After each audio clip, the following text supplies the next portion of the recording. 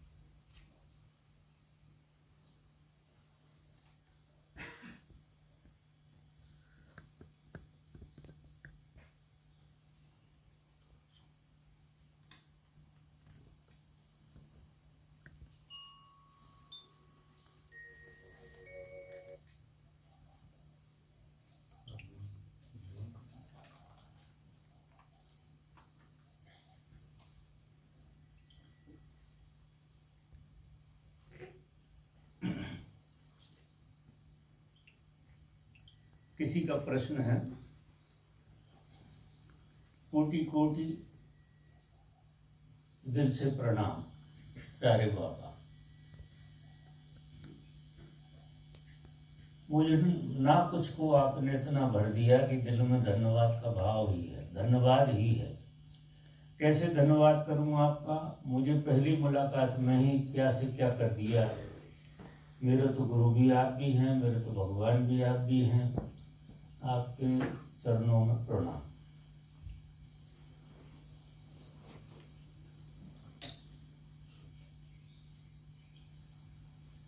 इसमें इस प्रश्न में ऐसा कहने के लिए तो कुछ है नहीं, फिर भी जब कभी कोई साधक अहोभाव से भरता है, बड़ी बात है जिंदगी में अहोभाव से भरना। सबसे बड़ी बात अहोभाव से भरना। जिंदगी एक शिकायत है। लोग जिंदगी को शिकायत की दृष्टि से देखते हैं और ऐसा लगता है कि लोगों की आदत जिंदगी के साथ शिकायत हो ऐसी हो गई। शिकायत की ही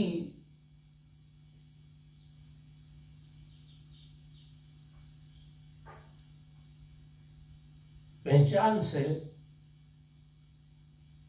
जिंदगी को देखने की कोशिश करते हैं।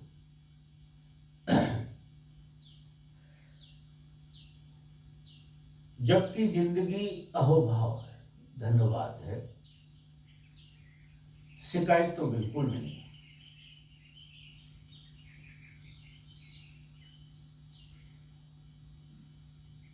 क्यों लोगों को शिकायत होती है जिंदगी से?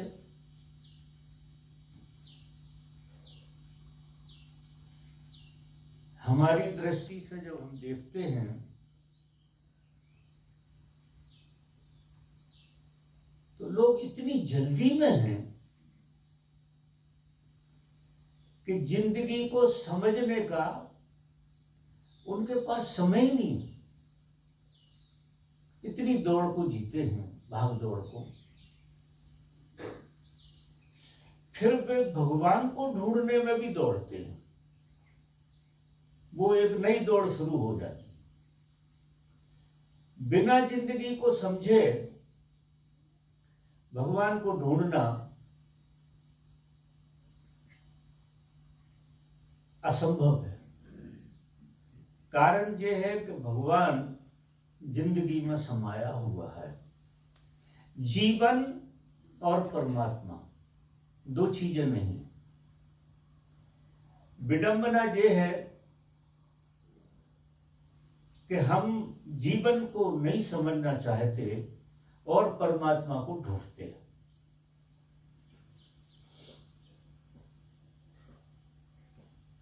तो ऐसी स्थिति में जीवन शिकायत से भर जाता है, क्योंकि जीवन को हम बिना समझे, बिना देखे सिर्फ जिए चले जा रहे हैं। और जीवन अगर गहरे से देखो तो तुम्हारे बावजूद हो रहा है।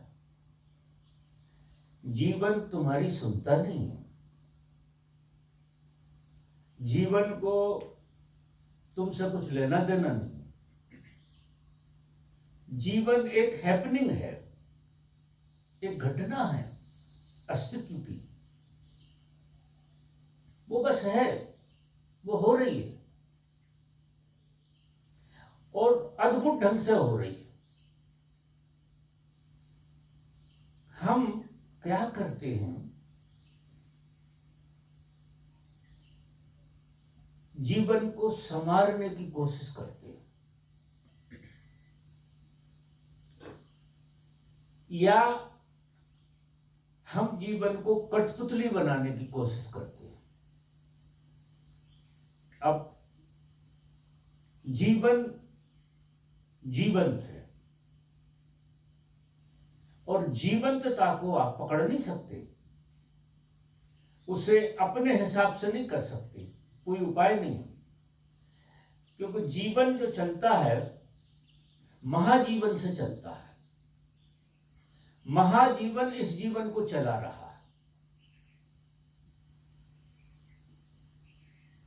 और हम जीवन को व्यवस्थित करना चाहते हैं कि ऐसा व्यवस्थित हो जाए तो ठीक हो जाएगा, ऐसा हो जाए तो ठीक हो जाएगा। और जीवन तुम्हारी सुनता नहीं है। वो तो जिस ढंग से महाजीवन उसे चला रहा है, उस ढंग से वो चलता ही जा रहा है। अब ये बात समझ में बिल्कुल नहीं बैठती। कारण कि हम जीवन को देखा देखी से जीते हैं और देख देख कर संभालना चाहते हैं। जैसे तुम्हारी तस्वीर तुमने बनाई या तस्वीर का खांचा बनाया और फिर तुमने उस पे देख देख कर लिखना शुरू किया, तो वो जो चित्र बनेगा, जो देख देख कर बनाओगे, सुन सुन कर बनाओगे, वो इतना अगली होगा वो चित्र कि आखिरी में जब वो चित्र उभरेगा तो तुमको ही शिकायत हो जाएगी उससे कि ये मेरा चित्र कैसे हो गया। अब सबको यही शिकायत है कि उनका ये चित्र कैसे बन गया। इससे तो वो राजी है नहीं, वे कुछ और होना चाहते थे कि बाहरी अनुभवों से वो चाहते थे कि हम जितना अच्छा अच्छा सब तरफ से दिखे वो अच्छा अच्छा इसमें डाल देते हैं। अपने हाथ में अपना चित्र बनाना। ऐसे हर आदमी क्या करता है, हर आदमी की ये दशा है, अपनी इमेज हर आदमी जो भी उसे बाहर अच्छा लगता है उसके साथ बिठालता है। धीरे धीरे धीरे धीरे करते करते करते करते वो अपनी इमेज ऐसी बनाना चाहता है और उसे ये भ्रम भी हो जाता है कि मैं सबसे अच्छा व्यक्ति हूं। ये हर आदमी के भीतर ये बीमारी फंसी है कारण क्या है कि बनाने वाले भी तुम हो और देखने वाले भी तुम हो और अनुभव करने वाले भी तुम हो। जैसे उदाहरण के लिए तुम ही वकील हो, तुम ही मुल्जिम हो और तुम ही मजिस्ट्रेट हो। तो जो अपने फेवर में जितना अच्छा फैसला दे सकते हो वो अपने फेवर में फैसला देते रहते हैं। अब जिंदगी जो है ना, दूसरा जो है वो आईना होता है। जब दूसरा देखता है इसे, तुम्हारे चित्र को, तो वो कुछ ना कुछ गलती निकालता है। जब वो गलती निकालता है और तुमने ऐसा बनाया कि इससे अच्छा तो कुछ हो ही नहीं सकता, तो हर आदमी को क्या लगता है, प्रत्येक आदमी को ये लगता है कि मुझसे अच्छा तो कुछ है ही नहीं, मैं अच्छा हूं, ऐसी मान्यता है। अब व्यवहार जगत में जब वो जाता है तो पत्नी उसे धुतकारती है कि दो कौड़ी के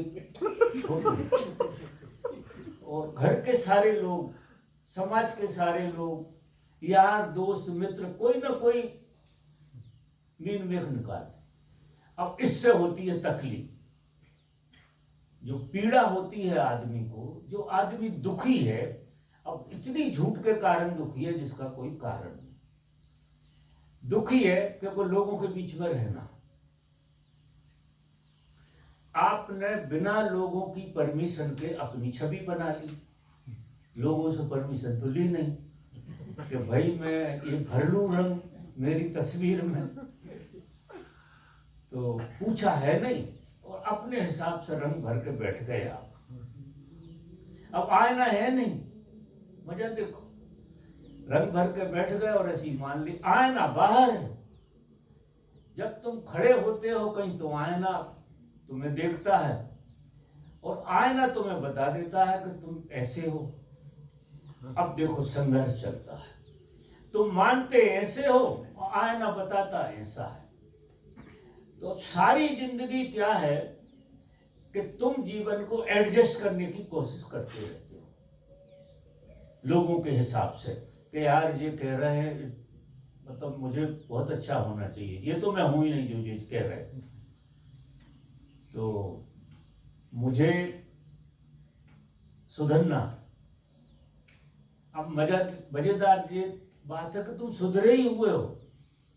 मजा ये है कि तुम बिल्कुल सुधरे। अगर तुम वो इमेज ना बनाते तो परमात्मा से थोड़ी भूल हो गई है तुम्हें बनाने। परमात्मा ने तो इतना बढ़िया बनाया है तुम्हें, सच में बढ़िया बनाया है, और वो अद्वितीय तो बनाता है, निश्चित बात है। लेकिन तुमने एक झूठी इमेज अपनी बना के अपना चेहरा बना लिया। आईने में खड़े होते हो गंदा लगता है, क्योंकि कोई ना कोई दर्शन कराता है। ये जगत बहुत सुंदर है, ये दर्शन बहुत अच्छे कराता है। करीब से करीब का आदमी भी थोड़े दर्शन तो करा ही देता है। अब इससे हमें हो रही है तकलीफ और हम इसे समझना नहीं चाहते। हम इसको बिल्कुल नहीं देखना चाहते, समझना नहीं चाहते, दूसरों को गलत बताते रहते, वो लड़ते रहते, ऐसा खेल चलता। तो मैं जो प्रश्न आया, मैं जो है एक बात का इशारा कह रहा हूं कि आपको पहली बात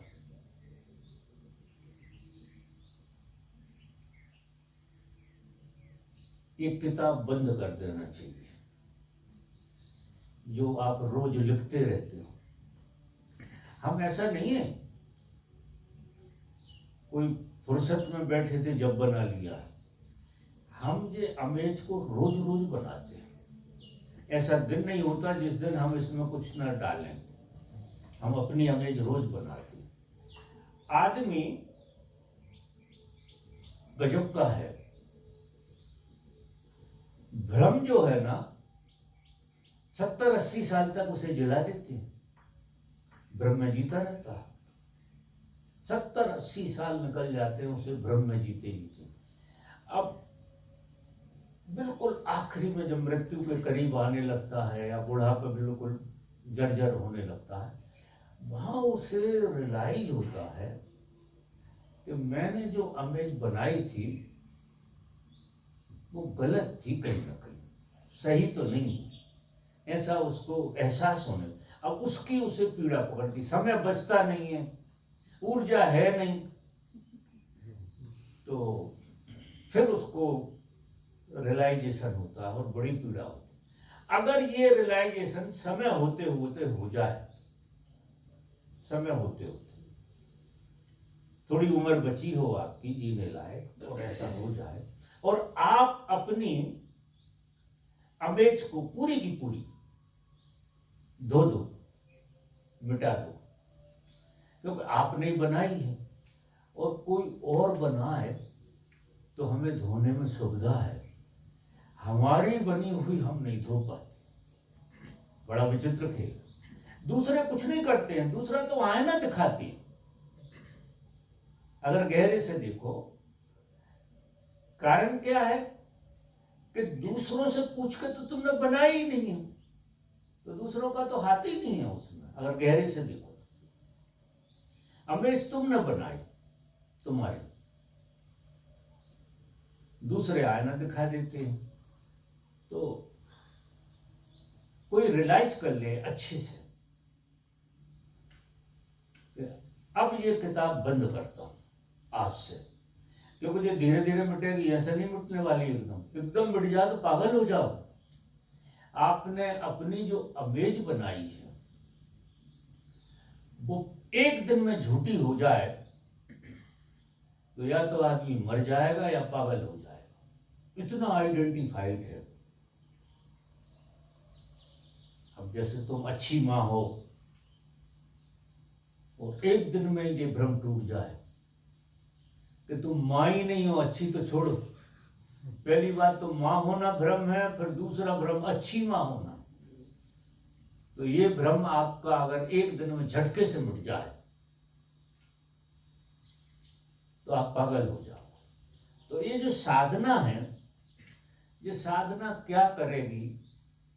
अगर ईमानदारी से तुम्हें गुरु से प्रेम हुआ है, सतगुरु का एक खेल है। सतगुरु तुम्हारे सामने आईना बनकर खड़ा होता है, सतगुरु। और सतगुरु इतना साहस देता है कि तुम अपने झूठे व्यक्तित्व को मिटाओ। सच पूछो तो जब तुम सदगुरु के प्रेम में होते हो तो ये तुम्हारा झूठा व्यक्तित्व मिटने लगता है। इसलिए ज्यादा लोग सदगुरु के पास टिक नहीं पाते।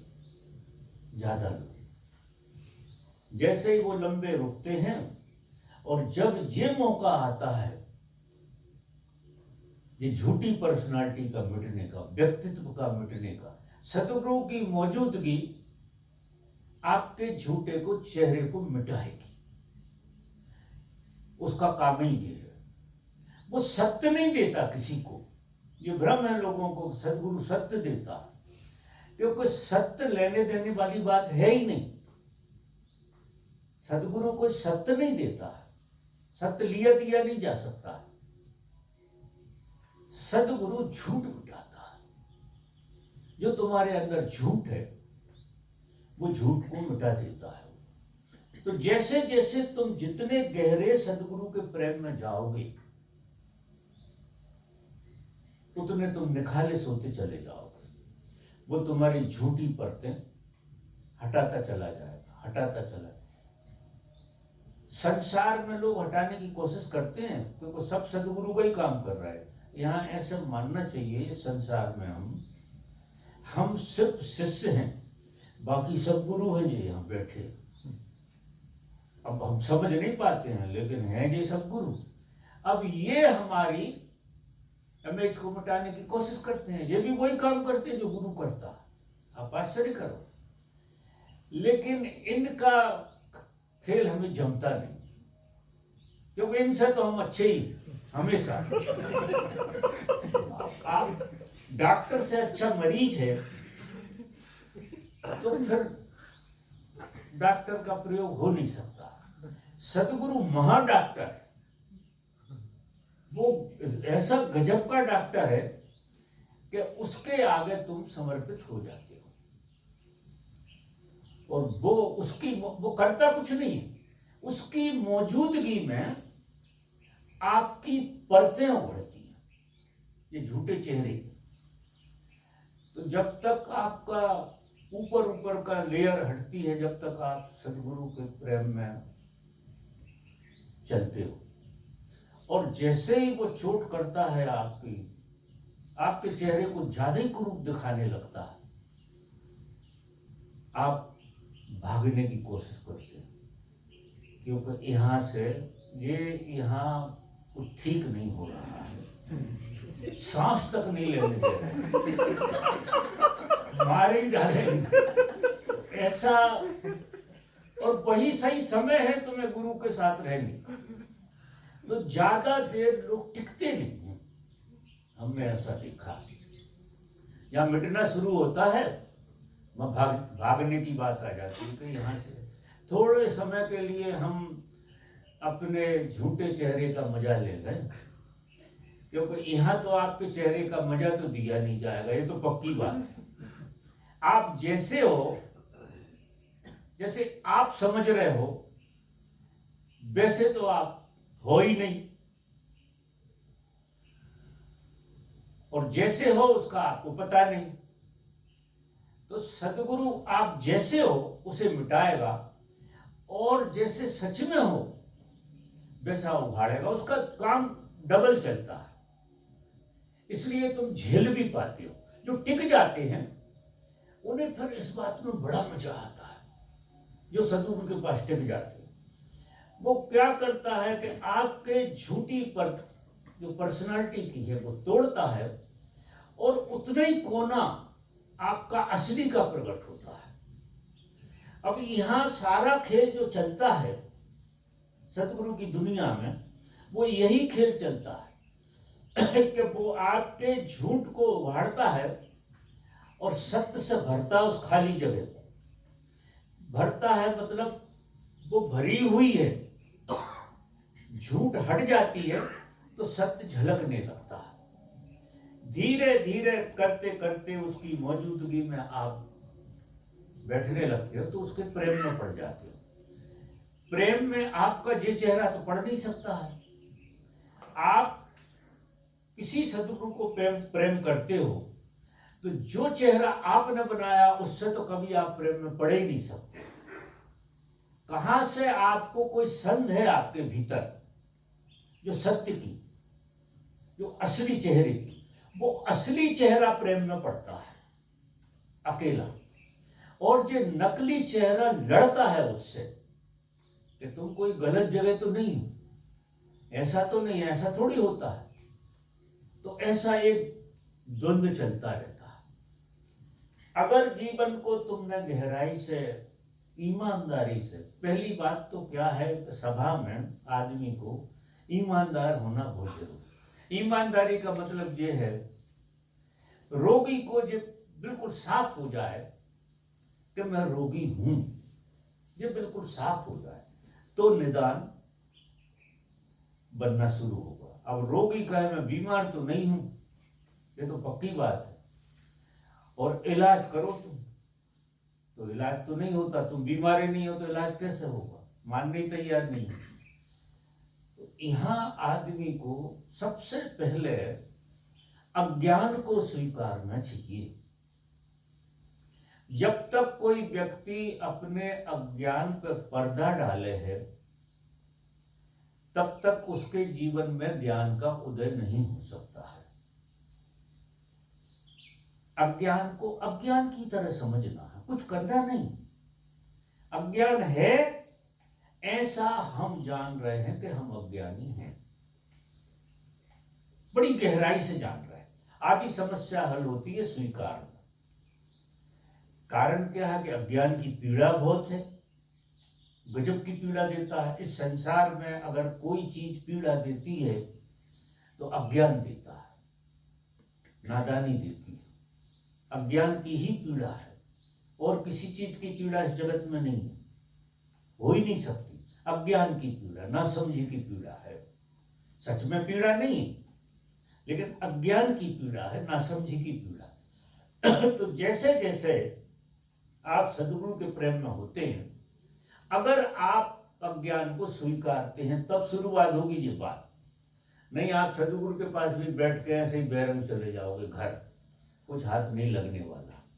यहाँ ज्ञानी बन के बैठने में आपका विकास होने वाला है नहीं कि हम तो ज्ञानी हैं। और अज्ञानी जब ज्ञानी होता है तो बहुत जोर से होता है, ताकत से होता है, क्योंकि कोई कोना तो उसका जानता ही है कि अज्ञानी हूं, तो वो बहुत ही ताकत से ज्ञान पकड़ लेता है।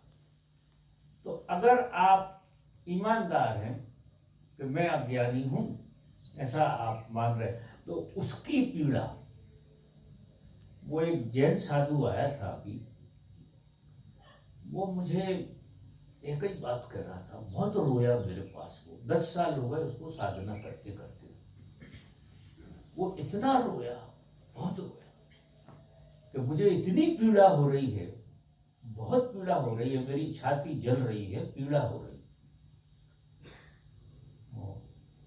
पीड़ा किस चीज की हो रही है कि मैं अंधेरे में हूं, मैं जहां भी हूं वहां अंधेरा है, और प्रकाश की कोई किरण तक मुझे दिखाई नहीं देती है। और 10 साल हो गए मुझे भटकते भटकते। मैं बड़ा खुश हुआ उस आदमी से। लोगों को जरा जरा सी फुलझड़ी बनती है तो वो मुझे बताते हैं कि आज हमें जो फुलझड़ी चमकी, आप समझ लो बहुत कुछ हो गया है आज। ये कहने वाले लोग तो बहुत आते हैं, लेकिन ऐसा आदमी कोई, वो आदमी मेरे को गजब जचा। वो कह रहा मैं बहुत पीड़ित हूं क्योंकि मैं अंधकार के अलावा कुछ नहीं देख रहा। मैं आंख बंद करता हूं, सिवा अंधकार के मेरे जीवन में कुछ नहीं है। और 10 साल से मैं तपस्या कर रहा हूं, सब तरह की तपस्या की है उसने। जैनियों में ऐसे भी कठिन साधना होती है। मुझे उससे बहुत प्रेम घट गया उस आदमी से। लेकिन मैंने कहा कि ये स्थान तेरे लिए नहीं,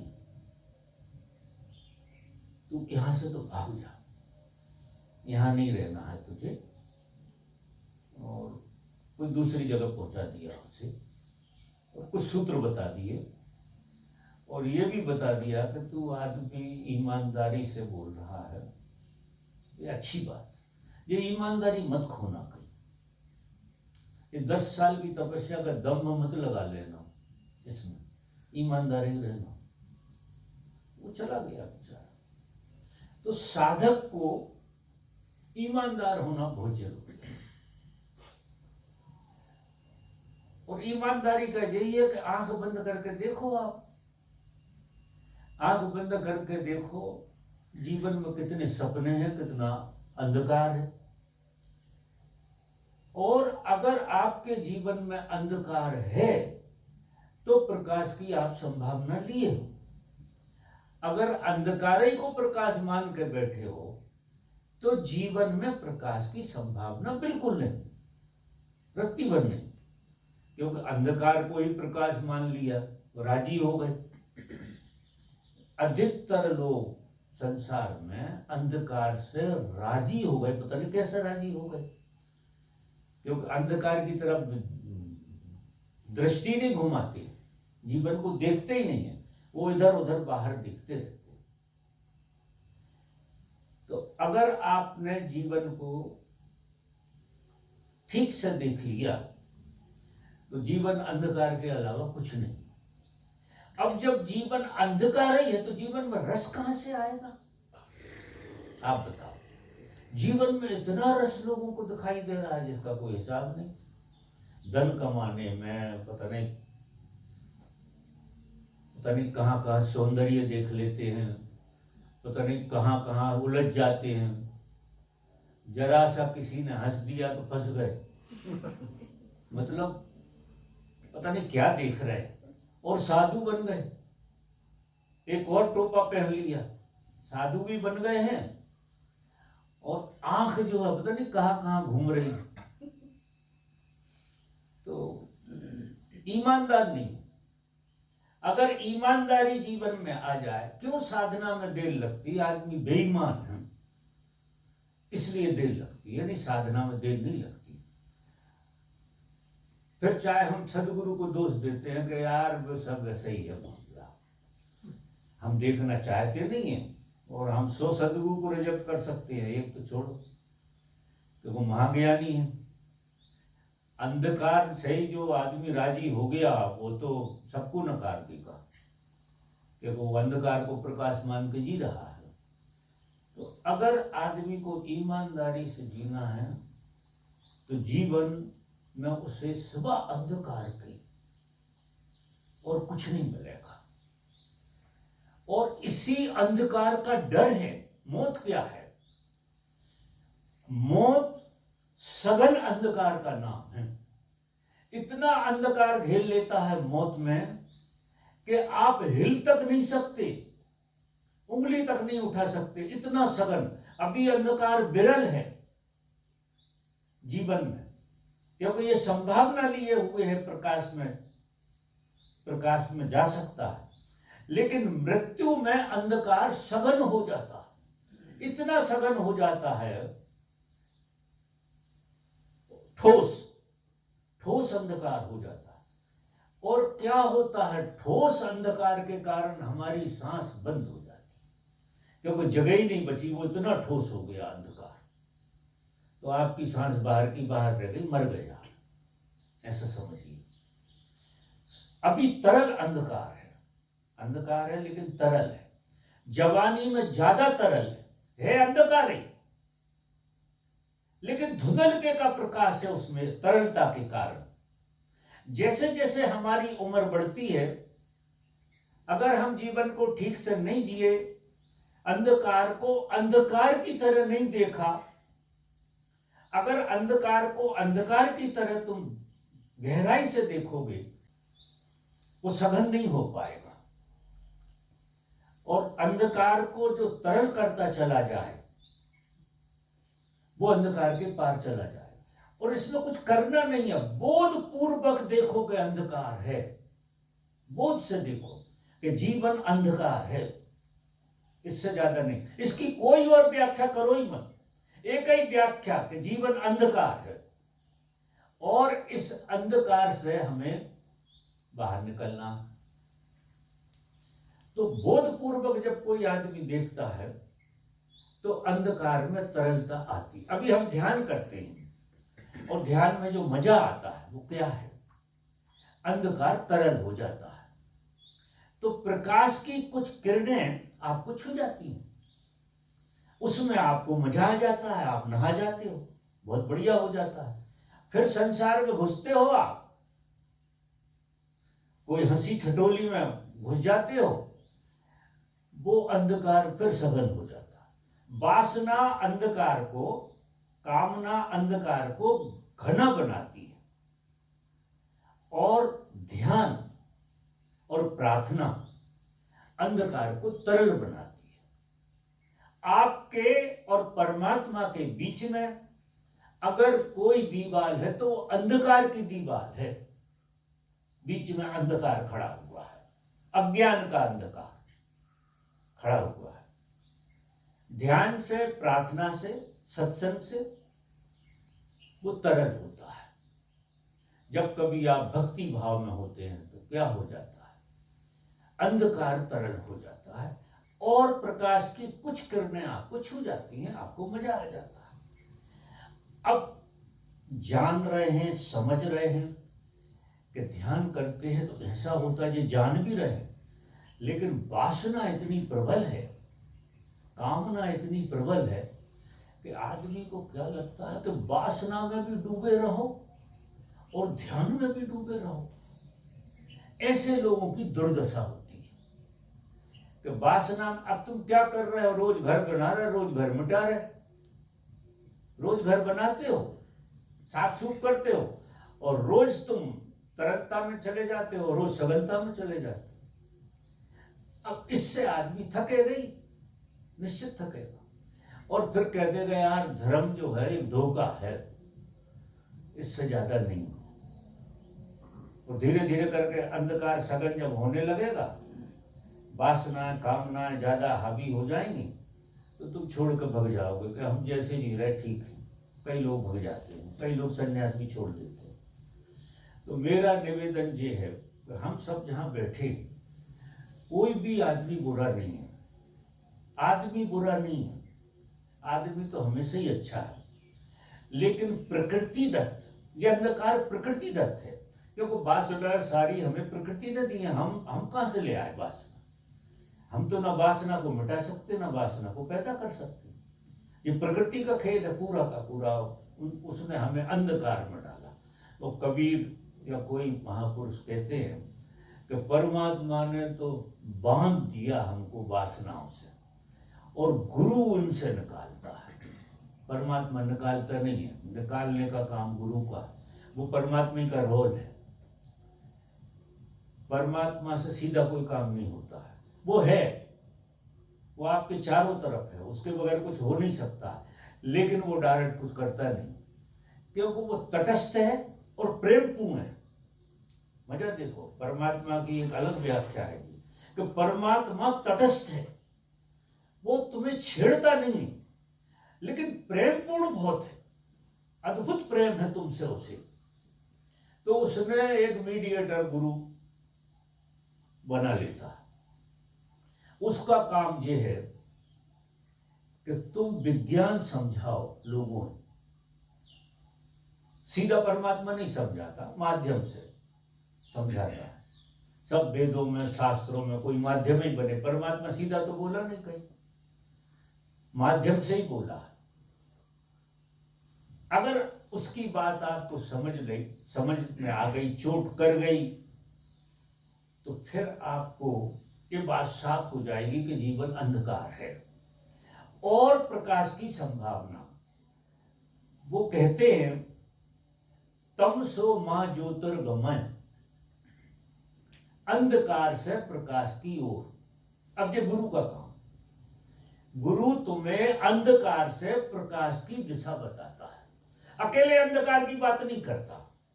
अकेले अंधकार की बात करे तो तुम मर जाओगे, कि जब जीवन अंधकार है तो मर जाना चाहिए, फिर कुछ मिलता नहीं। लेकिन वो कहते हैं तमसो मां ज्योतिर्गमय, अस्तो मां सद्गमय, मृत्यु मां अमृत गमय, मृत्यु से अमृत की हो। अब ये हमारा जो जन्म हुआ है, ये अंधकार में तो हम गिरे, कूप में गिरे, जन्म हुआ अंधकार के कूप में गिरे। लेकिन सदगुरु कहता है कि अंधकार है नहीं, अंधकार से प्रकाश की यात्रा के लिए आपका जन्म हुआ। तो एक चिंगारी पैदा हो जाती है, मजा पैदा हो जाता। फिर आप इस सांप देख लेते हैं, जिनके पास समझ है वो सांप देख लेते हैं कि अंधकार सघन कब कब होता है, उनके प्रति वो अवेयर हो जाती है। और प्रकाश तरल कैसे होता है, उसके प्रति भी अवेयर हो जाती है। अब करना कुछ नहीं है, दो ही तरफ अवेयरनेस लानी है। तो इस तरफ जागृति आएगी तो अंधकार तरल होगा, और जब इस तरफ जागृति फैलेगी तो प्रकाश की किरणें उतरेंगी, वहां बनेगा अहोभाव। जैसे जैसे जिसके जीवन में प्रकाश की किरणें उतरती हैं, वैसा वो सदगुरु के प्रेम में ज्यादा पड़ने लगता है।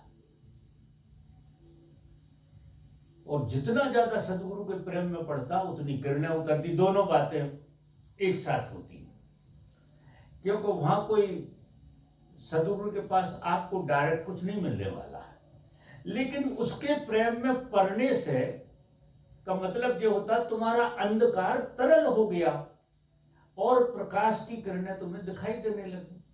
जीवन पूरा का पूरा धन्यता से भरेगा। जितनी किरणें आएंगी उतना धन्यवाद का भाव, अहोभाव का भाव। जिनके जीवन में जीवन अहोभाव बन जाए, धन्यवाद बन जाए, वो ही जीवन सार्थक है। अब मृत्यु तक अगर जीवन शिकायत से ही भरा है तो फिर जीवन को हमने ठीक से न जाना, न परखा, न देखा, ऐसे मानिए। फिर कोई गोरख धंधा, किसी काले गर्भ में जन्म लो, 9 महीने पड़े रहो वहां गर्भ में, क्या होता है जो तुम्हें पता नहीं है। इतने सघन अंधकार में रहना होता है जिसका कोई हिसाब नहीं। फिर जन्म, फिर वही रामलीला पढ़ो, फिर झूठी पर्सनालिटी बनाओ, फिर झूठी पर्सनालिटी को ढकाओ, वो सारा खेल ऐसे ही चलता है।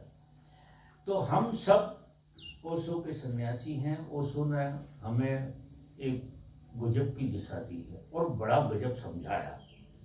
मैं तो ऐसा प्रयास करता हूँ, समझा तो उनने ही दिया है। फिर मैं मित्रता निभाता हूँ आप लोगों से, नज़दीक में बैठ के जरा, मुझे भी मज़ा आता बात करने में, क्योंकि मेरा अपना अनुभव है। कभी किसी की समझ में जैसे इनको आया होगा थोड़ा, तो इनके जीवन में धन्यवाद। अब ये सुन के ही मुझे मजा आ गया। मैं ऐसे ही देखना चाहता हूँ, एक आदमी ये ईमानदार और एक आदमी वो भी ईमानदार, उस पर भी मुझे मजा आ गया। वो कह रहा कि मैं 10 साल से अंधेरे में भटक रहा, उसने स्वीकारा और इसने भी स्वीकारा कि धन्यवाद है जीवन, और उसने भी स्वीकारा कि अंधेरा है जीवन। और बीच में मैं खड़ा हूं, दोनों की साक्षी, मैं बीच में खड़ा हूं। तो इसका भी आनंद ले रहा हूं, उसका भी आनंद ले रहा हूं।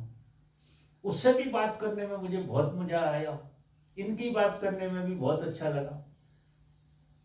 तो अगर आप सब थोड़ा सा भी इस विषय पे गौर से देखेंगे तो एक ख्याल बना। अब सजगता, वो दास कबीर जतन से उड़ी, जतन का मतलब ये है कि आपके अंदर परमात्मा ने विवेक दिया है। आप ये तो जानते हो कि अच्छा क्या है, बुरा क्या है, ये तो जानते हो। आग में हाथ डालोगे जलोगे, पानी में हाथ डालोगे ठंडक होएगी, ये इतना ज्ञान तो आपको है। अब आपको साफ साफ दिखाई देता है, आप नकारते बहुत हो, साफ साफ दिखाई देता है कि कहाँ अंधकार सघन होता है।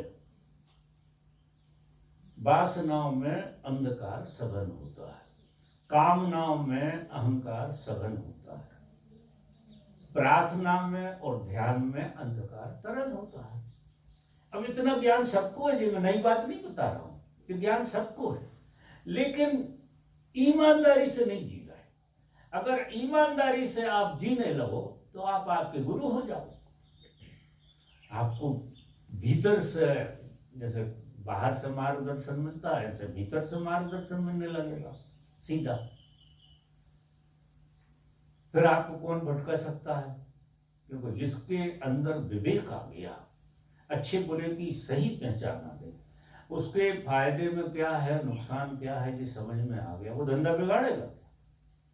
जिसे साफ समझ में आ गया कि ऐसा करोगे तो नुकसान हो जाएगा और ऐसा करोगे तो फायदा हो जाएगा। अब हम अपने को इतना कीमती नहीं मानते कि हमारा कोई नुकसान हो जाएगा तो फायदा हो जाए। हम तो ढर्रे में चल रहे हैं।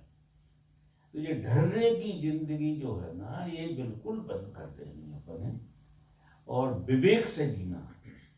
और एक बात बिल्कुल मैंने जो स्पष्ट कई बार रिपीट कर दी कि जहां जहां आपको सघनता अंधकार की आए,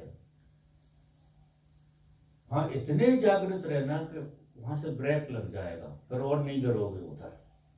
जहां तक पहुंच गए वहां से ग्राफ बदलेगा, विवेक को वहां डाल लेगा। और जहां जहां प्रकाश की किरण आ रही हो उसकी तरफ सजगता को बढ़ा लेना, तो वो किरणें और आप पे उतरेगी। कितना धन्यवाद से भरा हुआ जीवन चलेगा। क्योंकि ये तो नट का खेल है, थोड़ा संभाल के तो चलना पड़ेगा। अगर गाफिल हुए तो गिर जाओगे। तो थोड़ा सा देखो आप दोनों पहलुओं को, नट की तरह जियो तो जिंदगी सौभाग्य हो जाएगी। ये तो पहला प्रश्न था। अब दूसरा प्रश्न क्या है? ध्यान करते करते मैं उस स्थिति में हूं जहां मेरे सब पुराने संस्कार गिर गए और अब मैं एक मझधार में हूं जहां कुछ भी स्थिर नहीं है। इस स्थिति में मैं क्या करूं? किनका प्रश्न है ये? किसका प्रश्न है? आपका। अच्छा,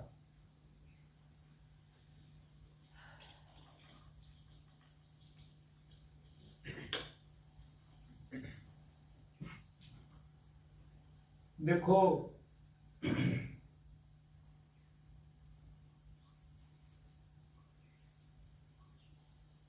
साधना से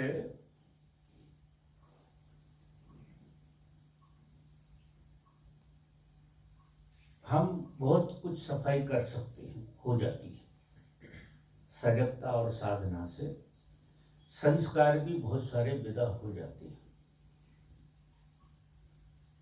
लेकिन स्पष्टता नहीं आती। जो स्पष्टता आना चाहिए वो नहीं आती, ठहराव नहीं आता, जैसा आपका प्रश्न है। इसमें आपको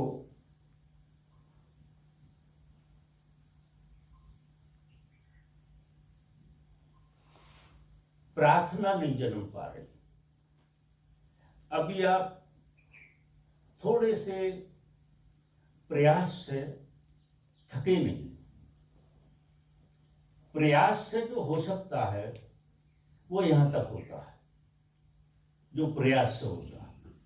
प्रयास संस्कारों को काट देता है, लेकिन संस्कार के काटना ही आखिरी बात नहीं। आखिरी बात तो परमात्मा का अवतरण। कई लोग शून्य में भी चले जाते हैं, संस्कार कट जाते हैं, लेकिन एक शून्यता भी उनके अंदर रहती है, लेकिन रूखी शून्यता होती है। उसमें रूखापन होता है, उसमें प्रसाद नहीं होता, तो बेचैनी होती है। तो कुछ संस्कार जैसा भी नहीं आ रहा, अतीत भी नहीं पकड़ रहा, लेकिन फिर भी रूखापन बना हुआ है, ऐसा हो जाता है। इस ध्यान के ज्ञान के मार्ग में ऐसा होता है। यहां व्यक्ति को प्रार्थना पूर्ण होना चाहिए, अस्तित्व के प्रति, पूरे अस्तित्व के प्रति आप प्रार्थना से भरने का ख्याल शुरू करो। जैसे जैसे आपके अंदर प्रार्थना जन्मेगी, तो एक पहलू समझ गया और दूसरा पहलू नहीं संभला है, तो डामाडोल आपकी स्थिति बन रही। प्रार्थना जब आप में जन्म जाएगी सही रूप से, तो क्या हो जाएगा? आप में भराव आ जाएगा, आप भरे हुए हो जाएंगे। और फिर जो एक हल्की सी आपको असमंजस बना हुआ है, अस्थिरता बनी हुई है, ये खत्म हो जाएगी और आप बहुत जीवंत हो जाएंगे। अभी आपके संस्कार चले गए, सब कुछ हो गया, लेकिन अभी डेडनेस पकड़े हुए हैं, अभी जीवन प्रसाद नहीं बना है। तो आपको, अगर आप गौर करना कि आपके संस्कार गल गए, ये साफ है, ऐसा देख लेना पहले। इसमें भी ईमानदारी चाहिए कि कोई चीज आपको, अब संस्कार में जो सब चीजें आती हैं, काम, क्रोध, लोभ, मोह, ईर्षा। और ईर्षा जो है ना, बहुत खतरनाक चीज होती है, सबसे ज्यादा खतरनाक चीज है। काम, क्रोध, लोभ, मोह इतने ज्यादा खतरनाक नहीं है जितनी ईर्षा। कबीर कहते हैं कि मान बढ़ाई ईर्षा बड़ी मुश्किल से जाए। आदमी के जीवन में दिखाई देती हैं वे स्थूल चार चीजें हैं, काम, क्रोध, लोभ, मोह। ये चार चीजें बहुत स्थूल हैं, जो पकड़ में आती हैं। लेकिन मान बढ़ाई और ईर्षा ये बहुत खतरनाक है। ये जिस्म में भरी हुई है, खून मांस मज्जा में जोर से घुसी हुई, इनके तो कारण है काम का, क्रोध का, लोभ का, मोह का, क्योंकि ये चीजें दूसरे से रिलेटेड है। लेकिन ईर्ष्या कारण होती है, कोई हो ना हो तो भी ईर्ष्या होती है। और मान बढ़ाई, तो मान बढ़ाई आदमी को पतन में ले जाती है और ईर्ष्या भी पतन में ले जाती है। इन दो चीजों से प्रार्थना हमें निकालती है। जब हम प्रार्थना से भर जाते हैं तो छुपी हुई बीमारी जो है ना वो ईर्ष्या है और मान बढ़ाई। मान बढ़ाई कहीं से मिली तो बहुत ऐसा लगता है कि स्वर्ग हो गया हो, और ईर्ष्या तो आप पहले नंबर पे खड़े होंगे ऐसा लगेगा आपको कि आप पहले नंबर, साधक भी हैं तो पहले नंबर पे हैं, तो दूसरा जरा भी दिखेगा आप तो इंद्र का सिंहासन डोलेगा। वो ईर्ष्या के कारण होता है। तो वो ईर्ष्या जो है और मान बढ़ाई, पुजाई, जो पूजा का मजा आता है वो, और मान बढ़ाई, ये चीजें आती हैं आगे। इसके बाद उधर साधक को प्रार्थना पूर्ण होना है। तो जैसे जैसे आप प्रार्थना, अब प्रार्थना ही बचेगी, ये सब डूब जाएगा, क्योंकि ये चीज जो है ना ये तो खत्म हो जाएगी। लेकिन जीने के लिए क्या है, ये तो खत्म हो गए, क्योंकि आदमी या तो संस्कारों से जीता है या धन्यवाद से जीता है, या तो उसे संस्कार जिलाते हैं जैसे लोग जी रहे हैं।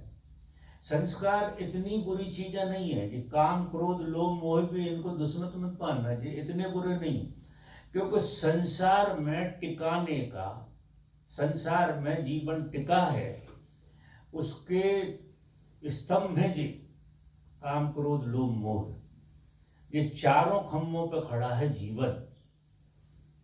अगर आपको सत्य का पता नहीं है, धर्म की यात्रा में आपकी गति नहीं है, तो ये आपको पकड़ के रखते हैं कि हमसे जब तुम थक जाओगे, जब छोड़ेंगे हम तुम। ये भी जोर से पकड़ के रखते हैं कि हमसे तुम ऐसे थक जाओगे कि हाथ जोड़ोगे कि हमें छोड़ दो। और जब ऐसी स्थिति आएगी कि काम से कहोगे कि मुझे मुक्त कर, क्रोध से कहोगे मुक्त कर भैया, बहुत सालों से जी रहे, बहुत जन्मों से जी रहे तेरे, इतने थक जाओगे तो ये छोड़ देंगे तुम। क्योंकि कोई चीज हमें मुक्त करती है प्रार्थना से। अगर उसके प्रति प्रार्थना से भर जाओ, जैसे एक मैं उदाहरण देता हूं कि स्त्री पुरुष से मुक्त नहीं हो पा रही और पुरुष स्त्री से मुक्त नहीं हो पा रहा, अगर उसके अंदर प्रार्थना जन्म जाए कि हे प्रभु मुझे पुरुष से मुक्त कर दे। अभी तो कहते हैं कि ऐसा ढूंढ कर दे सामने जो संसार में सबसे अच्छा हो, वो मुझे ही मिले।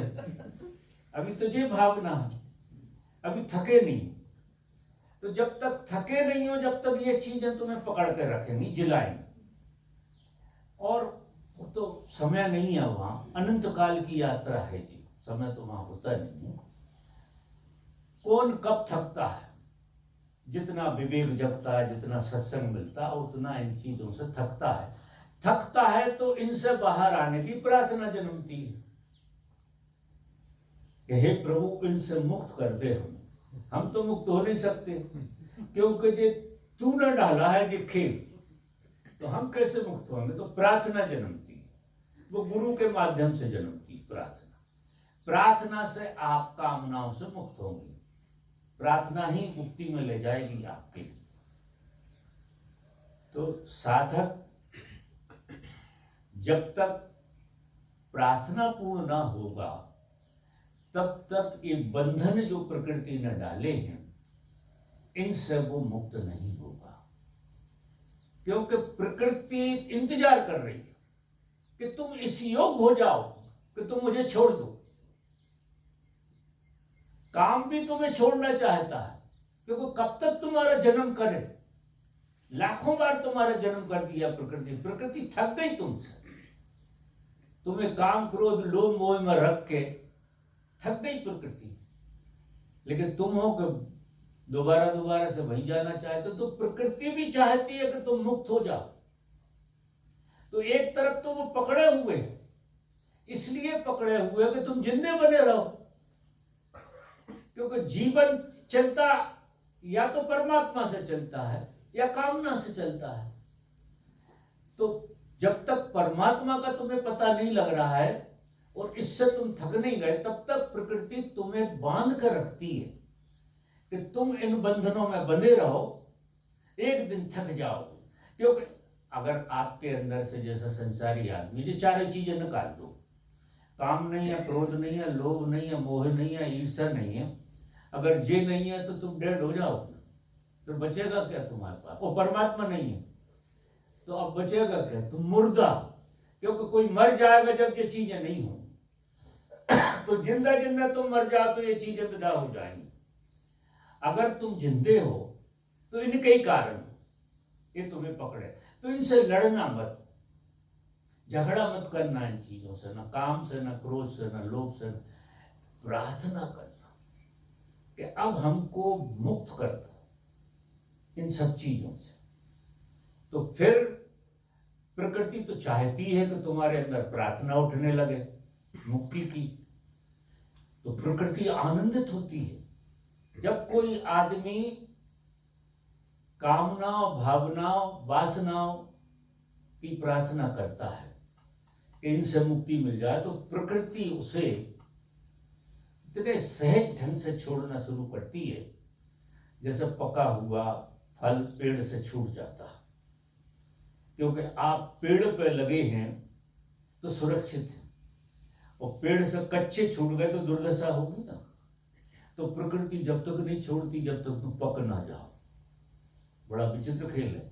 हम लड़ते रहते हैं ये सब कामना वासनाओं से, लेकिन मैंने जिस ढंग का अनुभव किया है और जीवन में मेरी समझ आई है वो ये है कि ये आपको जिलाने का साधन है, और इतने सालों से इन्हें जीवन जिलाया है तो इन्हें धन्यवाद दो और प्रार्थना करो कि आप पीछा छोड़ो। तो जैसी जैसी प्रार्थना तुम्हारी उठेगी वैसे वैसे इनका शिकंजा तुमसे छूटता चला जाएगा और परमात्मा का रास्ता तुम्हें खुलता हुआ। और ये होता गुरु की कृपा से, ये अकेले तुमसे नहीं होगा। गुरु का धंधा ही जी, गुरु जो है तुम्हें प्रकृति के जाल में से, लेकिन वो भी पकड़ कर झड़प से नहीं उठाना चाहता। वो क्या समझ तुम्हें गजब की देता है, गजब की समझ देता है कि तुम लड़ो मत, प्रार्थना को सजग हो। इतनी सजगता तुम्हारे अंदर आ जाए कि अब प्रकृति तुम्हें छोड़ दे। क्योंकि सजग आदमी ऐसा जैसे बच्चा चलना दौड़ना सीख गया तो माँ बाप बेधड़क हो जाते, सजग आदमी बिना इनके जी लेगा। जब प्रकृति ये देख लेगी कि जो बिना मेरे जी लेगा तो प्रकृति छोड़ देती है। तो सजगता इसमें बहुत काम करती है, और प्रार्थना में सजगता जुड़ जाती है। तो आप फिर बाहर आ जाते हैं इनके, और परमात्मा आप स्वीकार लेता है। तो रास्ता जहां आदमी खड़ा है वहीं से रास्ता है। संस्कार एक पार्ट इनने पूरा कर लिया, प्रार्थना का पार्ट और आपके अंदर जब जन्मेगा तब आपकी जड़ें जो बहुत गहरी अभी अचेतन में फंसी हैं वो भी छूट जाए, प्रकृति तुम्हें छोड़ दी।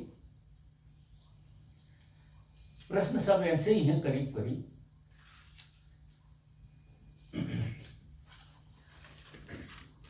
मैं आपके गर्भ में प्रवेश करना चाहता हूं और मौत में भी प्रवेश करना चाहता हूं। मेरे गर्भ में मौत एक ही बात है, मैं मौत ही हूं। मार्गदर्शन करें क्या? पानी पी लूं? अच्छा लेता हूं, प्रकृति का ऋण चुकाऊं।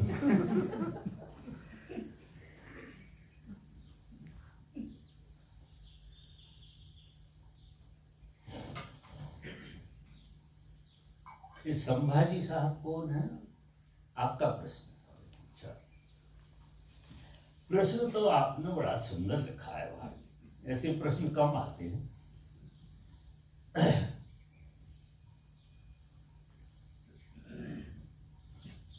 असली में क्या है,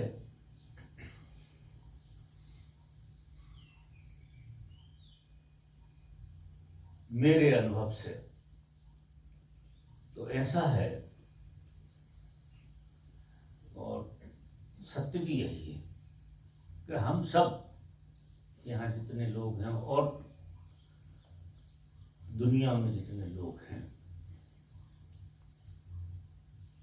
हम दो तरह से गर्भ में रहते हैं।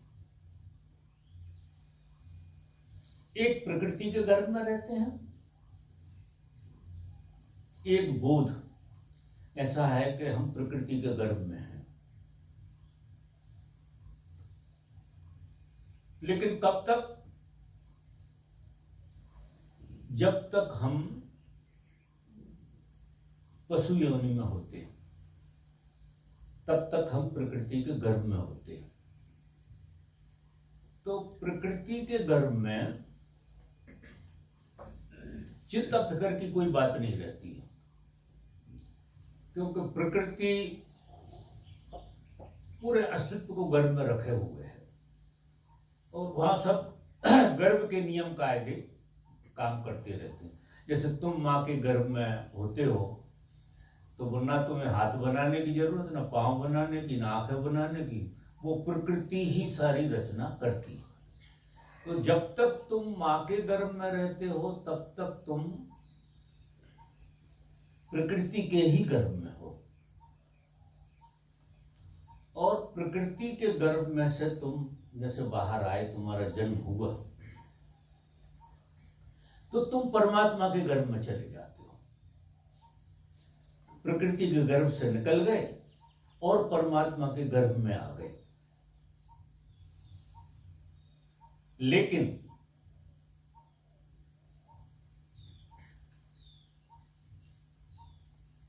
इसका बोध नहीं होता, क्योंकि प्रकृति के गर्भ में भी जब तुम थे तो तुम्हें बोध नहीं था कि प्रकृति के गर्भ में हो। वहां बोध की जरूरत भी नहीं थी, वहां सब चीजें अपने आप हो रही थी, तो बोध की कोई परवाह नहीं थी। वही समझ यहां आ गई। आ तो परमात्मा के गर्भ में गए, लेकिन बोध नहीं, ये पता नहीं है कि आप परमात्मा के गर्भ में हैं। आपको ऐसा लग रहा है कि हम तो बाहर आ गए हैं, स्वतंत्र हैं, कुछ भी करें, ये करें, वो करें। उसमें तुम धक्के खा रहे हो। सभी को जो साधना है, सबकी साधना तुम्हें इसी चीज की रियलाइजेशन कराती है। समाधि में, ध्यान में कोई बहुत बड़ी बात नहीं घटती है। जब कोई आदमी समाधि को उपलब्ध हो जाता है तो उसे जो रियलाइजेशन होता है कि वो परमात्मा के गर्भ में ही था, भूल गया था परमात्मा के गर्भ में। अब जिस तरह से प्रकृति के गर्भ में एक निश्चिंतता थी, उसी तरह से जब तुम्हें ये रियलाइजेशन आ जाता है कि तुम परमात्मा के गर्भ में हो, तो निश्चिंतता आ जाएगी। अब गर्भ में चिंता की क्या जरूरत है? गुरु परमात्मा का ही रूप है।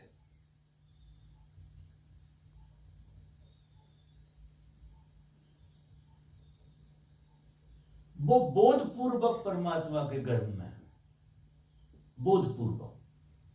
बस भेद इतना ही है, तुम भी परमात्मा के गर्भ में हो, लेकिन तुम्हें बोध नहीं, तुम्हें ज्ञान नहीं। और गुरु का मतलब ये है कि वो परमात्मा के गर्भ में ऐसा वो बोधपूर्ण है।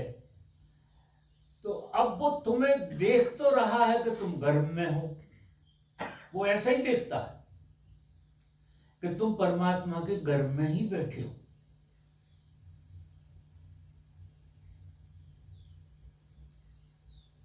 लेकिन तुमको इसका बोध है नहीं, तो फिर वो युक्तियां बताता है। और वो चूंकि परमात्मा के गर्भ में बैठा है और तुम जैसा है भी और तुम जैसा नहीं है, तो उसकी मौजूदगी में अगर उसके तुम गर्भ में क्या उसके प्रेम में पड़ा जाता है। तुम जैसे जैसे गुरु के प्रेम में पड़ते हो तो तुम्हें एक झलकें आने लगती हैं कि तुम परमात्मा के जो एक शांति, एक निश्चिंतता, एक आनंद की अनुभूति कभी कभी तुम्हें होती है, वो तुम्हें इसी बात की प्रतीति से होती है कि तुम परमात्मा के गर्भ में हो। इसकी झलकें आती हैं क्योंकि हो तो गर्भ में ही। कभी कभी संसार में रहते हुए लोगों को भी कोई काम काज ऐसे हो जाते हैं, कोई कारण, कि उन्हें अकारण आनंद मिलता है। अकारण आनंद आदमी को जहां भी मिल रहा है वहां कोई गर्व की समझ, झलक उसको प्राप्त हो गई।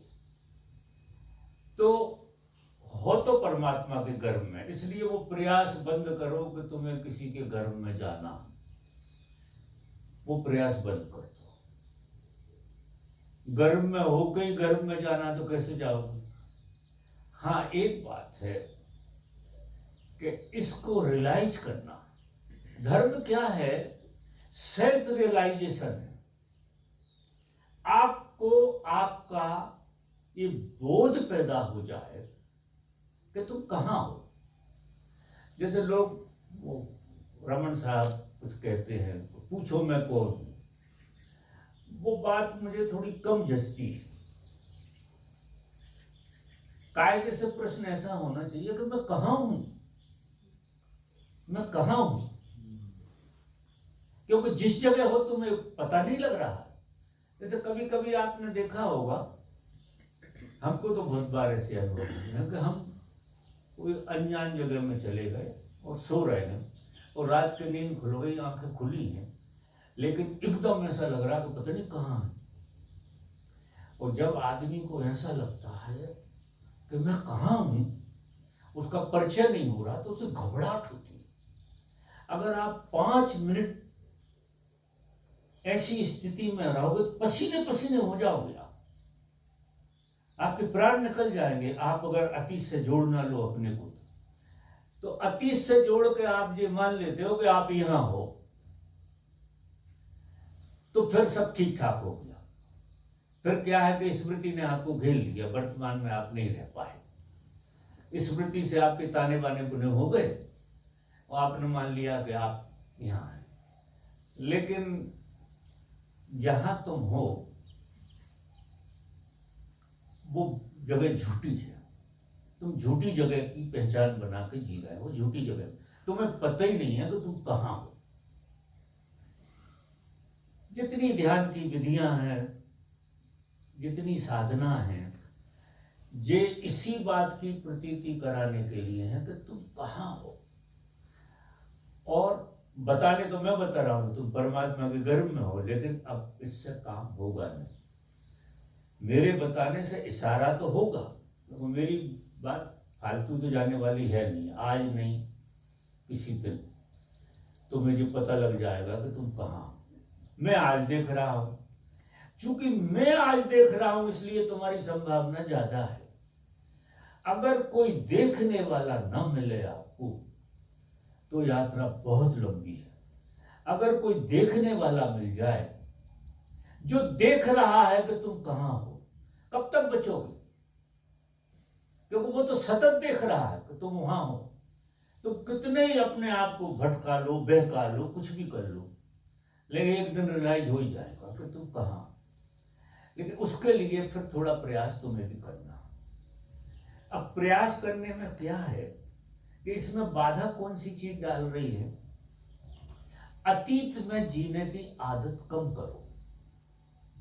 जैसे तुम मेरे साथ यहाँ हो तो सर यही जीने का आनंद लो, पर धंधा मत फैलाओ, फिर इधर उधर की मत सोचो। जितनी देर मैं तुम्हें बिठा ले हूं, मैं घर में बिठा ले हूं मैं तुम्हें, तो जितनी देर कम से कम मेरे साथ बैठे हो तो फिर अपने साथ बैठे हो ऐसा अनुभव करो, अपने को अनुभव करो। मेरे साथ होना और खुद के साथ होना एक ही बात है। जिस दिन तो अपने साथ होगे, हमेशा मेरे साथ हो ऐसा लगेगा। तो अपने साथ होने की कला सीख लो।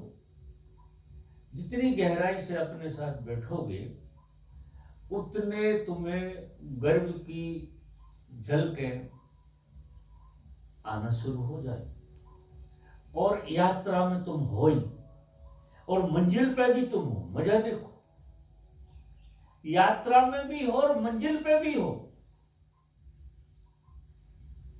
तो यात्रा मंजिल की याद दिलाने की, कृष्णमूर्ति जिसे कहते हैं सेल्फ रियलाइजेशन। तुम्हें यात्रा में मंजिल पे पहुंचना नहीं है, मंजिल की याद आ जाए। जैसे तुम किसी का नाम भूल जाते हो, नाम भूल जाते हो तो तुम्हें बड़ी बेचैनी होती है, याद नहीं आ रहा, जबान पे ही रखा है। वो कितनी बार उसकी शक्ल भी दिखाई दे जाती है स्मृति में, लेकिन फिर भी नाम नहीं आ रहा। फिर तुम रिलैक्स होकर बैठ जाते हो, तो छोड़ो यार, रिलैक्स हो जाते हो। और जैसे ही रिलैक्स हो जाते हो उसका नाम याद आ जाता। बस ऐसी बात है जी कि तुम्हें जितने ज्यादा तुम रिलैक्स हो जाओगे जिस दिन 100%। और हमें रिलैक्स नहीं करता हमारा अतीत, भविष्य तो हमारा है नहीं। किसी आदमी का कोई भविष्य नहीं है, भविष्य होता नहीं। भविष्य जो है अतीत को सुधारने का, अतीत में जो हम जिए उसमें कहां कहां भूलें हो गई, उन भूलों को सुधारने का प्लान भविष्य होता है। भविष्य जैसी कोई चीज किसी की है नहीं। कभी कोई आदमी भविष्य को उपलब्ध नहीं हो सकता, क्योंकि भविष्य जैसी चीज कोई है नहीं। अतीत का अस्तित्व है क्योंकि उसे तुमने जिया है, और भविष्य का क्या अस्तित्व है, उसे तुमने जिया तो है ही नहीं। और जिसे जिया नहीं है उसका अस्तित्व कैसे होगा आपके लिए? तो अतीत का अस्तित्व है। साधक को अतीत से छूटना, जितना ज्यादा चित्त अतीत से छूटता चला जाएगा उतने तुम वर्तमान में आओगे। और क्योंकि भविष्य तो है ही नहीं, इसलिए कल्पना करना, भावना करना, ये सब फालतू की बातें हैं। क्योंकि भविष्य में कभी तुम जा ही नहीं सकते। आज तक कोई आदमी भविष्य में नहीं जा पाया, क्योंकि भविष्य का अस्तित्व नहीं, वो अस्तित्वहीन कल्पना है। जो चीजें हमने नहीं कर पाई, वो चीजें करने में अगर आएंगी भी तो वर्तमान में आएंगी, भविष्य में थोड़ी जाएंगी। जहां तुम बैठे हो वहीं रहेंगी, कोई भविष्य में छलांग थोड़ी लगे। तो आदमी को अतीत से छूटना यही साधना, कि हम जितने ज्यादा अपने अतीत को छोड़ सके, भूल सके, और वो सजगता से छूटता है। तो फिर दूसरा, किसी ने, आपने पूछा कि मैं मृत्यु में प्रवेश करना चाहता हूं, आप कहिए। तो देखो, दो तरह की बातें हैं। संसारी आदमी, अब तुम अनुमान लगा लो तुम संसारी हो कि सन्यासी हो। ये एक परिभाषा से हर आदमी अपना अनुमान लगा सकता है, जो मैंने अनुभव से परिभाषा बनाई। संसारी मृत्यु से भाग रहा है और मृत्यु उसका पीछा कर रही है, और वो उससे बचने के लिए दुनिया भर के आयोजन, ये महल और ये दुनिया भर के कर्म, दुनिया भर का पैसा, बहुत गहरे में मृत्यु को धोखा देता चला जा रहा कि आज तो कम से कम मृत्यु ना है। साधन, संसारी मृत्यु से भाग रहा है, अगर आप मृत्यु से भाग रहे हैं तो आप सन्यासी नहीं। अगर मृत्यु से आप भाग रहे हैं तो आप ये भ्रम छोड़ दो कि आप सन्यासी हैं, आप सन्यासी नहीं। सन्यासी वो कहलाता है जो ठान लेता है कि जिस चीज को मैंने जाना नहीं उससे मैं भयभीत, तो मैं उस चीज को जान कर मानूंगा, तो वो मृत्यु के पीछे लग जाता है। मृत्यु भागती है, वो पीछा करता है। वो जहां जहां मृत्यु की संभावना होती वहां जाता है। वो मृत्यु को देखना चाहता। पहले आपने देखा लोग शमशान में जाते थे, लोग ऐसे ऐसे प्रयोग करते थे। सन्यासी वही प्रयोग करता है कि उसे मृत्यु को जानना है। बुद्ध को भी यही प्रश्न पैदा हुआ कि अगर कोई मर गया तो मैं भी मर गया, फिर ये मरना क्या है, इसे जानना है। यात्रा शुरू हो गई, बुद्ध पूरा छूट गया ये बात। अब अगर कोई व्यक्ति मृत्यु के पीछे लग जाए उसका संसार बचेगा? उसे तो एक ही काम है कि मृत्यु को देखना, मृत्यु को जानना, मृत्यु को पहचानना। और ऋषि कहते हैं मृत्यु अमृत है, वो सच में है। बोधपूर्वक जिस दिन कोई आदमी मृत्यु में प्रवेश करेगा वही स्वर्ग है, वही मोक्ष है। मृत्यु में जितना आनंद है, अगर ये जीवन को करोड़ों गुना कर लो आप, करोड़ों गुना, पूरी मनुष्य जाति की और पशु पक्षियों की काम वासना को करोड़ों गुना कर लो, जिसे तुम एक आनंद मानते हो, उससे कई अघित आनंद मृत्यु में प्रवेश करने में, जीते जी मृत्यु में प्रवेश करना। साधक का मतलब जिसने तय किया कि मैं मृत्यु, भगवान को ढूंढना है ये नहीं, वो तो तुमने देखा नहीं, और ना भगवान का कोई डर है, ना वो पीछा कर रहा, डंडा लेकर नहीं खड़ा। मृत्यु तो डंडा लेकर खड़ी है ना, वो तो दिन में 10-5 बार इधर जंगल में याद दिलाई देती है कि बिच्छू आ जाएगा, सांप आ जाएगा, पता नहीं क्या क्या होगा। तो सन्यासी का मतलब ये होता है कि वो मृत्यु के पीछे लग जाता है कि कहाँ हो, जरा मिल जाओ हमको, हम तुमसे मिलना चाहते। तो साधना पूरी की पूरी मृत्यु से मिलने की है। तो अगर आप मृत्यु में प्रवेश करना चाहते हैं तो फिर मृत्यु का ही भजन करो कि आज मुलाकात हो ही जाए हमारी, आज अच्छा दिन है क्योंकि आप स्वस्थ हैं। जैसे मैं आशीर्वाद देता हूं कि आज ही मर जाओ, मैं सबको देता हूँ, अभी हाल मर जाओ तो इससे अच्छा कोई क्षण नहीं है। कारण है उसका कि अभी तुम कितने सजग, मेरी सभा में मर जाओ तो सजग कितने। अगर यहां मरोगे या अभी के अभी मरोगे, ऐसी तैयारी है तो स्वर्ग में ही जाओ सीधे। तो क्योंकि 10 साल बाद बिस्तर पे पड़ के मरोगे, 20 साल बाद मरोगे बिस्तर पे, तो आज क्या बुराई है? क्योंकि अंत क्या है? साधक को ऐसे माने, अंत क्या है? मृत्यु। और बीच का अबे तक का कुछ नहीं हुआ तो आगे 10 साल में कौन से पापड़ धुल लो। 40 साल में कुछ नहीं हुआ, 60 साल में नहीं हुआ, 10 साल तुम बड़े भारी मान रहे हो। 10 साल में तुम पता नहीं कौन से तीर मारो, ये 10 भी भाई घुस जाएंगे जब 50 घुस गए, आपको पता नहीं लगे। तो फिर आज क्या बुराई है? क्योंकि आज हम बहुत सक्षम हैं मृत्यु के लिए, जीवन थे, जीवन का पता लग रहा है, किसी तरह की परेशानी नहीं है, किसी कारण से नहीं, शौक। मृत्यु अगर आ जाती है तो सबसे अच्छी बात है। मैं ये नहीं कह रहा सुसाइड कर लो, काम नहीं होता। ये नहीं कह रहा हूँ तुम नदी में कूद जाओ, मेरा मतलब नहीं। तुम सचेत रहो मृत्यु के लिए और स्वीकार करो। अब मृत्यु का डर कैसे होगा तुम्हें? जब तुम मृत्यु की स्वीकार में जियोगे तो तुम्हें डांस पैदा होगा। अभी के अभी तुम इस क्षण मृत्यु के लिए अगर तैयार हो सकता है तुम्हारा इसी क्षण काम हो जाए। क्योंकि जैसे जैसे हम मृत्यु को स्वीकारते हैं बोधपूर्वक, वैसे ही आनंद सघन होता है। क्योंकि मृत्यु को डर के कारण हम सुखड़े जी रहे हैं। और मृत्यु को पाने के चक्कर में हम फैल जाएंगे। तो जब ऐसे साधक की सामने शेर आ जाए, मृत्यु में होता क्या है, जैसे ही मृत्यु करीब आती हम पूरे सिकुड़ जाते हैं, हमारे प्राण पूरे सिकुड़ जाते हैं। हमारा वो जो मैंने कहा ना कि अंधेरा सघन हो जाएगा, वो यही सघन हो जाता है। और डर किस बात का? आपके प्राण सघन हो जाते हैं मृत्यु में। और अगर आप मृत्यु को राजी, जैसे फिर शेर आ जाए और आप प्रयोग कर रहे हैं मृत्यु को जानने का, तो क्या होगा? आपके प्राण फैल जाएंगे, शरीर को छोड़ देंगे। तो खा जा तू, हम तो चले तेरे पहले ही, तू खा ले हाड़ मांस बच्चा को, मैं तो बाहर हो गया।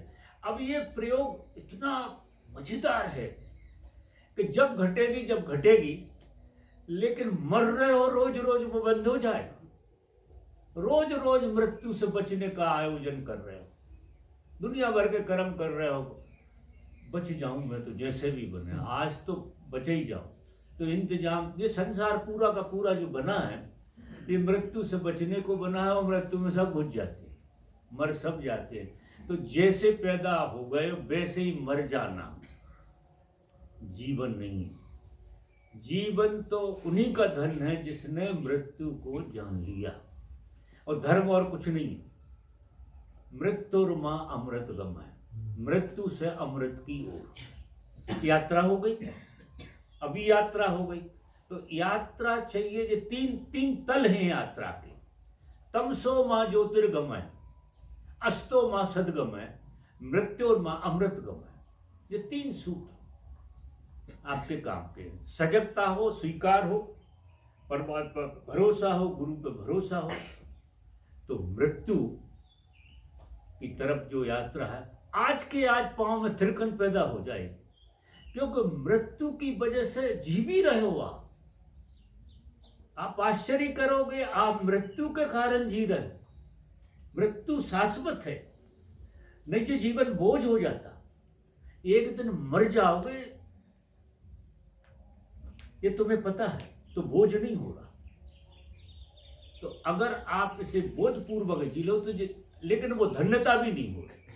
अगर स्वीकार लो तो धन्यता है। समझ गए मेरी बात? कि नहीं आ रही ख्याल?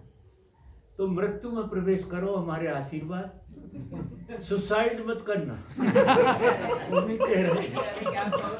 आप हमारी बात को ठीक से समझना, गलत अर्थ मत लगा लेना। जीवन में उसी के आनंद घट सकता है जो मृत्यु को चैलेंज दे। आप करंट देखो कितना होता है, सांप सामने आ जाए तो क्या करंट से भर देता है। कितनी साधना करते रहो, उतना करंट नहीं आता जो देख के सांप पे आ जाएगा। शेर देखोगे करंट से। अब बोधपूर्ण और हो तो अभी वहां तो क्या सिकुड़ जाते हो, बोधपूर्ण हो तो फैलोगे तो डांस आ जाएगा। तो आप देखो जिंदगी कितनी। इसलिए तो ऋषि मुनि जंगलों में आश्रम बनाते।